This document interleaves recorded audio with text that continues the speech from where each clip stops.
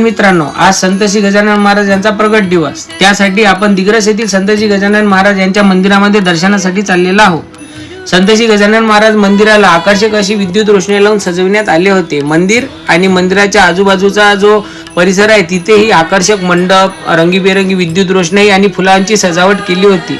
मंदिराच्या कळसावरही सुंदर सिरीज लावली होती. महाराजांची पालखीची गाडी, महाराजांच्या मंदिरासमोरील आकर्षक रांगोळी सर्वांचे लक्ष वेधून घेत होती. महाराजांच्या मंदिरासमोरील सभामंडप आणि मंदिराच्या आजूबाजूला रंगीबेरंगी लाईट आणि फुलं लावून सजविण्यात आले होते.